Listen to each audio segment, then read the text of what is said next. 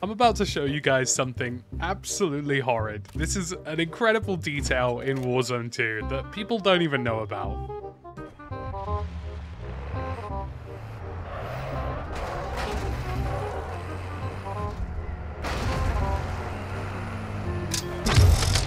You just gotta feel bad for this poor guy. I mean, he can't escape. It's the perfect killing machine.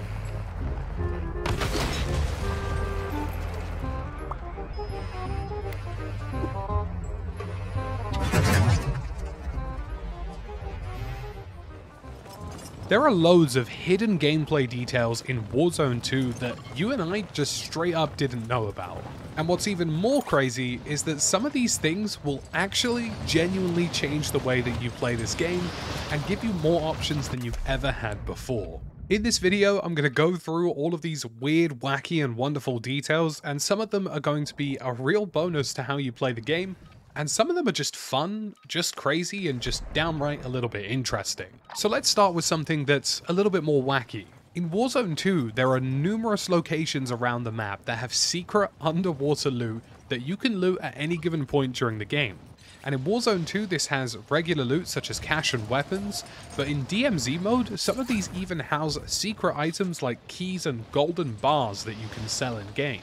Not only are there sunken wreckages like this one off the coast of Mazrah, but there are even some hidden caches in the rivers within the game. Just swim through a river, or even some of the little puddles and lakes and ponds, and you might come across a hidden cache with money or other items in them. You do have to be careful with these though, because if you do die underwater inside a structure, your body gets stuck there and your teammates have to try and revive you from underwater. Whereas if you manage to die without being in a structure, your body will float to the top and you'll be resable from the top of the water. It's fine. Get out of there, Lucky. Get out there. I'm up. But now you might die. Yeah, it's fine. I'll be on the surface. I'll be on the surface. This next new detail is actually really useful, and it's something that you should know about for the gameplay of Warzone 2. Did you know that in Warzone 2, the fall damage in the game is incremental? Now, in Warzone 1, if you fell from a certain distance, you were instantly downed in the game. In Warzone 2, depending on the height that you fall from, you will suffer a certain amount of damage, and you can even fall as far as a 3 or 4 story building without being downed instantly. This means that there are loads of situations where if you get shot out of the sky and downed on top of a rooftop, or if you happen to be being chased by opponents and you want to jump off of a balcony, or if you're in a helicopter and the helicopter's being shot at or is crashing, you can quite literally stick the landing in a lot of scenarios where it looks like you probably won. Don't just take my word for this as well, give it a try in game, because you can quite legitimately jump off of buildings that in Warzone 1 would have 100% instantly killed you, whereas in Warzone 2, you can actually run away and escape. Not only that, but fall damage no longer does damage to your plates, it only does damage to your health, so you're even almost fighting ready if you hit the floor, and if you use a stim, theoretically you can drop from multiple heights without dying.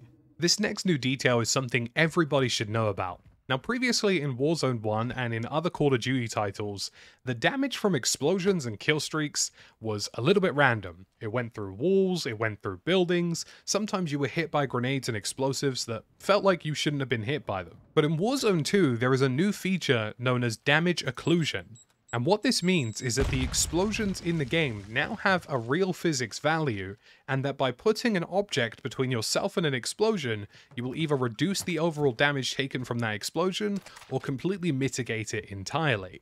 This means that you can use small fences, walls, and other small items around the map like bins in order to completely avoid damage from things like grenades and other explosions, and buildings in the game are actually safe from things like mortar strikes and airstrikes, provided they don't land specifically in a window.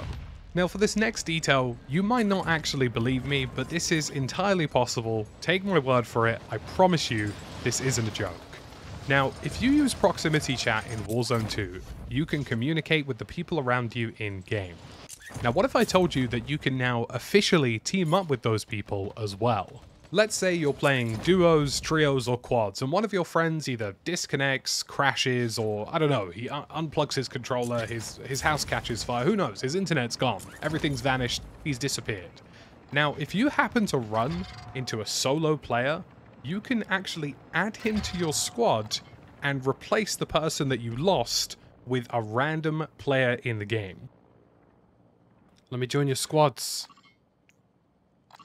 Mais en gros, on veut faire équipe avec des mecs, t'as pas capté? I've sent a request. Let me join your squads. Oh, tactical bleed. Do you want to go with my squad? Yeah. Come. Look. I am coming to the roof, and we go teammate. On the helicopter. On the helicopter, yeah? Yeah. Wait. I'm coming. I'm But requesting seriously, to join. Please, seriously. I swear I'm gonna break my monitor. Please, seriously. I'm requesting to join. I'm coming. requesting to join. Yes. Request. I've requested. Ahmed, Théma, il a dit, il a fait la demande. I've requested to join. It's me with the pistol. Hello, my friend. Hi, guys. Hello. Join. I do the request. Look, if Nice, guys. Let's go. Let's go. I love that. Love that. And all you have to do is hold down the ping button to bring up the ping wheel. In the ping wheel, you will see an option to invite the people around you in your proximity to a squad, or request to be added to a squad yourself if they're willing to have you. And if you talk to them a little bit over voice comms, you might be able to convince some folks to genuinely let them play with you to increase your chances of getting a win. And this goes a step further. This is completely nuts, because there are certain modes inside Warzone 2 that allow you to take this one step further in a way that just is completely mind-blowing. In the unhinged Battle Royale Trios mode, you can entirely assimilate another trio squad. So you can play Battle Royale with 6 people in your team. And that's why it's called Unhinged BR Trios. You can literally have teams of 6 roaming around the entire Mazrah map. And again, in order to do that, you need to communicate with them on proxy chat and use the ping wheel. This next detail is small, but really cool. In Warzone 2, you can see tracers from really far away. So you can actually see the bullets people are firing from really long distances so that you can find out where the action's happening and start hunting them down. This next weird and crazy detail is for my absolute vehicle scumbag players, because vehicle gameplay just got a hell of a lot more scummy. Now, if you weren't aware, in Warzone 2, you can actually put multiple pieces of equipment or field upgrades in your backpack, so you can carry on multiple things at the same time. You could carry a portable radar, a suppression device, a portable protection system that blocks grenades, and you can put all of those in your backpack at the same time. Now, fun fact about all of that, it also means that you can put all of them on your vehicle at exactly the same time as well. And this is well, there's just no other way to say it, really. This is something that probably shouldn't exist, but does at this point in time. For example, you can put a suppression mine on the front of any vehicle in the game, and then turn your vehicle into some kind of weird javelin jousting device that can concuss people from distance. Yep, that's a thing, and it does work, and it does activate, so you can slow people down and concuss them with a suppression device to stop them from getting out of the way of you running them over. And if that wasn't good enough for you, you can even put a portable radar down on your vehicle and use it as an active mobile UAV, and you can put a protection system on it to stop grenades and rockets from taking you out in the process. If you were so inclined, you could take an armored truck or armored vehicle in this game and effectively turn it into some weird hybrid monster from the future. This last detail that I've got for you guys is actually super handy, so don't forget it. In Warzone 2, you can jump from pretty much any height, as far as I'm aware at this point in time, and grab onto a ledge to prevent you from taking full damage. Now, in real life, you would probably lose anything that resembles your shoulders and any kind of sockets connected to those, but in Warzone 2 that's not a problem. So if you're looking to avoid a quick death, so to speak, off the side of a building, or maybe you've ended up at the top of high-rise in Mazrah and you don't want to take the easy way out, the quick solution to that is to randomly look for a ledge and hang on to it.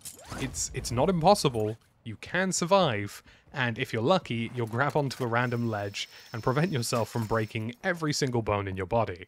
So folks, that's it for all these weird and wonderful details of Warzone 2, and hopefully some of them are useful, and hopefully you find cool and funny ways to use some of them in your game. And if you did enjoy this video, drop a like and consider subscribing. We're really close to 100k, and it would mean a lot. As always, thank you for watching, and I'll catch you in the next one.